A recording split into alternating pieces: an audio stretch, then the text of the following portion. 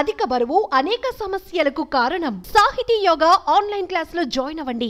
Serial actor Chandrakant మృతి పట్ల ఇప్పుడు ఇండస్ట్రీ మొత్తం కూడా తీవ్ర దిగ్భ్రాంతులకు మునిగిపోయింది. 5 రోజుల వ్యవధిలోనే ఇద్దరు కీలకమైనటువంటి ముఖ్యమైనటువంటి సీరియల్ ఆర్టిస్టులు మరణించడం పట్ల తీవ్రమైనటువంటి విషాద వాతావరణం అయితే నెలకొంది.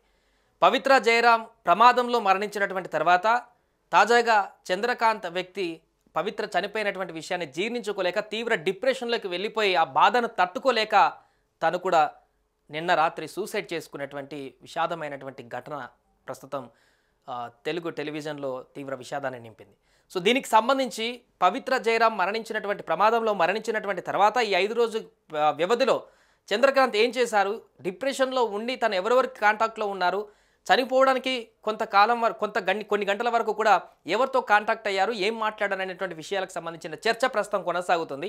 అందులో భాగంగా తన మిత్రులకు సన్నిహితులకు చాలామందికి తను మెసేజ్ చేశారు, కాల్ చేశారు, తాను డిప్రెషన్లో ఉన్నాను, ఇక ఉండలేనటువంటి విషయాన్ని కూడా ప్రస్తావించారు. ఈ నేపథ్యంలో సీనియర్ నటి కరాటే కళ్యాణికి కూడా చంద్రకాంత్ తను మెసేజ్లు కానీ తన యొక్క అభిప్రాయాలను కూడా చెప్పడం జరిగింది. దానికి కళ్యాణి కూడా చంద్రకాంత్ ఉన్నటువంటి డిప్రెషన్ని తగ్గించడం కోసం ఆమె కూడా తన ప్రయత్నం చేసినట్టుగా చెప్తున్నారు.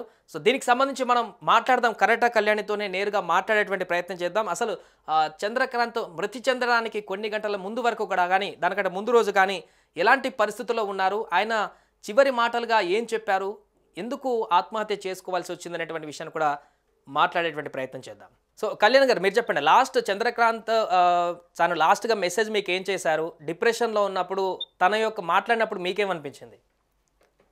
తన డిప్రెషన్ బాగా పీక్ లో ఉన్నాడని అర్థమైంది. అందుకే నేను చాలా సేపు మాట్లాడాను తనతో. ఓకే, నేను చాలా డైవర్ట్ చేశాను అన్ని విషయాలు. మేము చాలా రోజులు వర్క్ చేసాము కలిసి.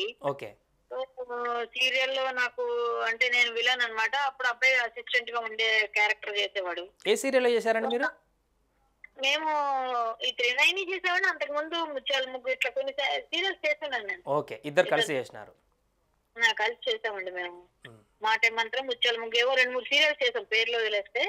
మేము ఆ టైంలో కూడా నాకు అసిస్టెంట్ రోల్ అనమాట అబ్బాయికి. అలా చాలా రోజులు చేయడం వల్ల చాలా బాగా తెలుసు. తర్వాత నేను 3 మానేశాను. మానేసిన తర్వాత తిను మాత్రం కంటిన్యూ అయ్యాడు. మళ్ళీ తిను మానేశాను అన్నాడు. అయితే ఇట్లా జరిగిన వెంటనే నాకు ఫోన్ చేశాను. నేను వాళ్ళ దగ్గర నెంబర్ తీసుకున్నాను. నెంబర్ కూడా పోయింది నా దగ్గర.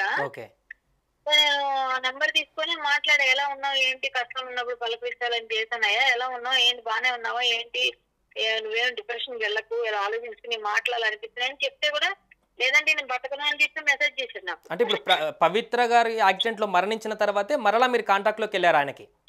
అంతే అంతే. అప్పుడే మాట్లాడితే నేను బతకనండి, కష్టం, నా వల్ల కాదు, ఆమె లేకుండా నా వల్ల కాదంటే అలా అనకూడదు, పిల్లలు ఉన్నారు వాళ్ళని చూసుకోవాలి, నువ్వు చచ్చిపోతే దానికి అదే నా పరిష్కారం, ఇది చాలా తప్పు మాట్లాడుతున్నావు, నువ్వు సెట్ అవుతావు మళ్ళీ అన్ని విధాలుగా, ముందు హాస్పిటల్కి వెళ్ళు, ట్రీట్మెంట్ తీసుకో అంటే నా మైండ్ బాగాలేదండి, నాకైతే ఈ మధ్య మధ్యలో ఏదో అయిపోతుంది తలకి, నేను ఇంకా ట్రీట్మెంట్ తీసుకోలేదు, సో నేను చెప్పలేను, నేను ఉంటానని అనుకోవట్లేదు, మీరు ఎవరికి చెప్పకండి నేను అది చెప్పానని అని పెట్టాడు మెసేజ్.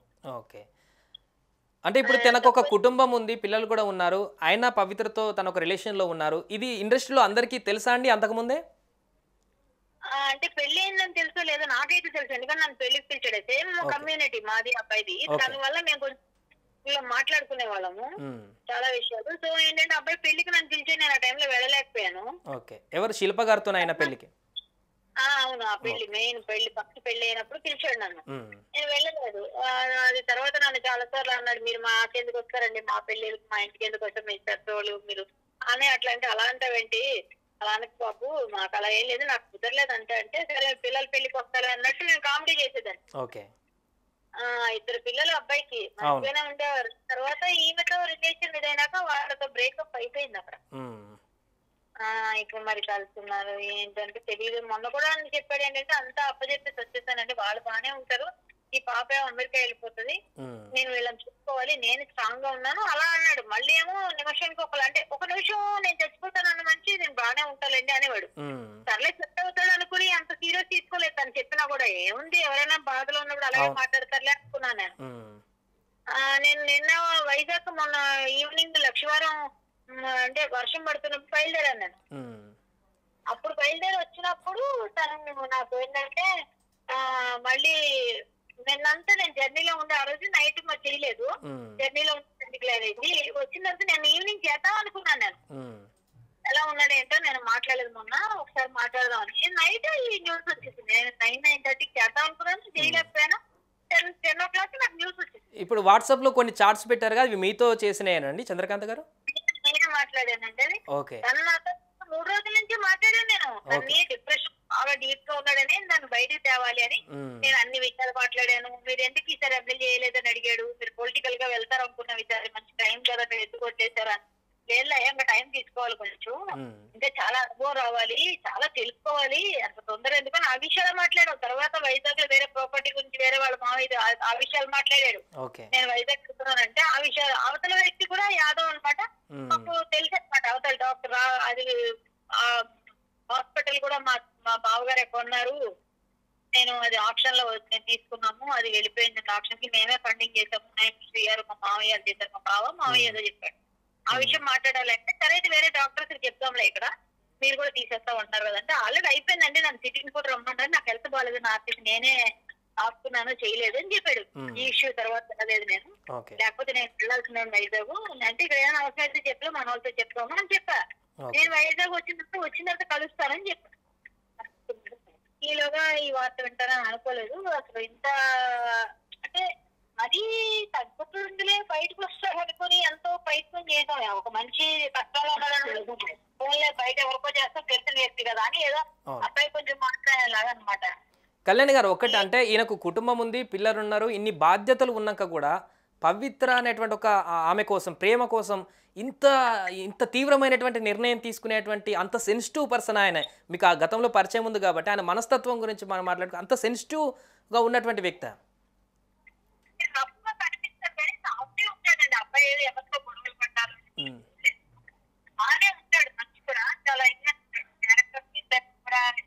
అంటే డెడికేషన్ తో చేస్తాడు, చిన్నదైనా సరే చాలా మంచిగానే చేసేవాడు క్యారెక్టర్, మంచిగా ఉండేవాడు, అసలు బాగానే సెన్సిటివ్. కానీ మొన్న అయితే మాత్రం నాదేమన్నదంటే ఈ రూల్స్ బాగా ఇంట్రెస్ట్ అండి, చాలా ఇబ్బందిగా ఉన్నాయి రూల్స్ అనేది, చాలా నీటితో రాస్తున్నాను అని చెప్పి చెప్పాడు. ఏమంటే ఆమె నేనే చంపాను అంటారు, నాకే దెబ్బ తగిలి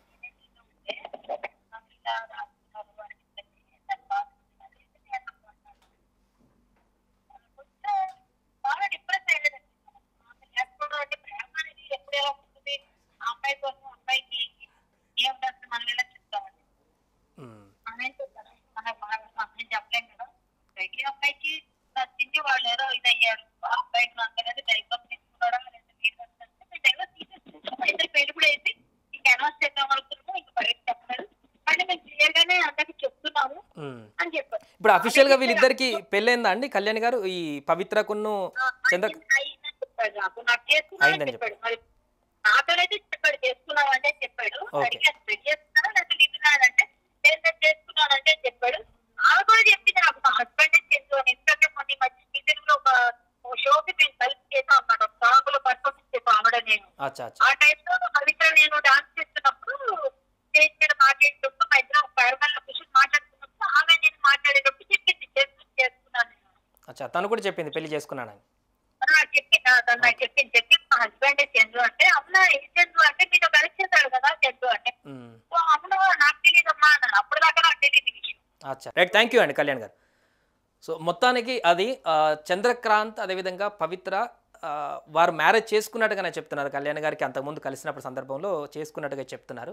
సో ఆ యొక్క బాధ నుంచి పవిత్ర లేదనేటువంటి ఒక బాధ నుంచి ఆయన ఇలాంటి తీవ్రమైనటువంటి నిర్ణయం తీసుకున్నట్టుగా చెప్తున్నారు. కళ్యాణ్ గారితో లాస్ట్లో కొద్ది రోజుల ముందు కాంటాక్ట్లోకి వచ్చినా ఆయన డిప్రెషన్లో ఉన్నారని చెప్తున్నప్పుడు సందర్భంలో ఆమె ఎంత ధైర్యం చెప్పినా కూడా మిగతా వారి సన్నిహితులు కూడా అలాంటి చేయకు, నీకు ఒక పిల్లలు ఉన్నారు, భార్య ఉంది, కుటుంబం ఉంది అనేటువంటి విషయాలన్నింటినీ కూడా మెన్షన్ చేసినా కూడా చంద్రకాంత్ ఈరోజు అలాంటి నిర్ణయం తీసుకొని ఆత్మహత్య చేసుకున్నటువంటి పరిస్థితి అయితే ఉంది.